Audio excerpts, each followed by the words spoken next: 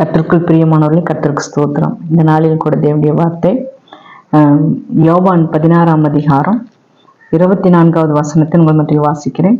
இதுவரைக்கும் நீங்கள் என் நாமத்தினாலே ஒன்றும் கேட்கவில்லை, கேளுங்கள், அப்பொழுது உங்கள் சந்தோஷம் நிறைவாயிருக்கும்படி பெற்றுக்கொள்வீர்கள். பரிசுத்த தகப்பன் சொல்லுகிறார், இயேசு கிறிஸ்துவானவர் சொல்லுகிறார் சீசர்களை பார்த்து, இதோ கேளுங்க, என் நாமத்தினால நீங்க ஒன்றும் கேட்கல, இன்றைக்கு என்ன செய்யறார், கேளுங்கிறாரு. உங்க சந்தோஷம் நிறைவாகும்படி பெற்றுக்கொள்வீங்க. ஆண்டவர் இந்த நாளிலும் கூட சீசர்களுக்கு முன்பாக அநேக அற்புதங்களை செய்தார். முடவரை நடக்க செய்தார், கண் தெரியாதவனை காண செய்தார், பெரும்பாடுள்ள ஸ்திரிக்கு விடுதலை கொடுத்தார், 38 வருஷமாய் நடக்க முடியாது நடக்க செய்தார். ஊமையா இருக்கிறவன் செவிடும் ஊமையுமா இருக்கிறவனை பேசவும் கேட்கவும் செய்தார். ஆண்டவர் பிசாசுகளை துரத்தினார். எல்லாத்தையும் சீசர்கள் பார்த்துக்கிட்டே இருக்கிறாங்க. ஆனா தேவன் சொல்லுகிறார், என் நாமத்தினால் நீங்க எதுவுமே கேட்கல, கேளுங்க, இப்பொழுது நீங்க நிறைவாய் பெற்றுக்கொள்ளும்படி தேவ சந்தோஷம் உங்களுக்கு கிடைக்கும் என்று சொல்லுகிறார்.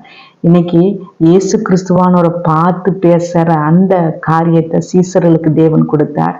இன்னைக்கு பரிசுத்த தகப்பன் நம்மை பார்த்து சொல்லுகிறார், இதோ கேளுங்கள், கொடுக்கப்படும், தட்டுங்கள், திறக்கப்படும், தேடுங்கள், கண்டறிவு என்று சொல்கிறார். கேளுங்க, ஏசப்பா கிட்ட, என் நாமம் தரிக்கப்பட்ட என் ஜனமே, நீ உன்னை தாழ்த்தி கேளுன்னு சொல்றாரு.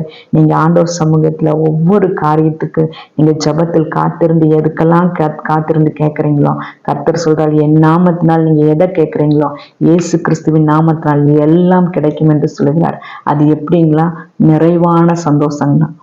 நிறைஞ்சிருக்கிற சந்தோஷங்களா? சந்தோஷம் வேற, நிறைவான சந்தோஷம் வேற. அதனால பரிசுத்த தகப்பன் நம்மை பார்த்து சொல்லுகிறார், நிறைவான சந்தோஷம் உன் வாழ்க்கையில கிடைக்கும் என்று சொல்லுகிறார். நீங்க இன்னைக்கு நீ துக்க முகமா இருக்க மாட்டீங்க. சும்மா எந்நேரம் பார்த்தால் கண்கலங்கி நின்றுட்டு வேதனையோடு கண்ணீர் விட்டுட்டு அழுதுட்டா என்ன செய்யறதுன்னு சூழ்நிலையோடு உட்காராதீங்க. கர்த்தர் சொல்லுகிறார், நிறைவான ஆசீர்வாதம் உங்களுக்கு கிடைக்குமா.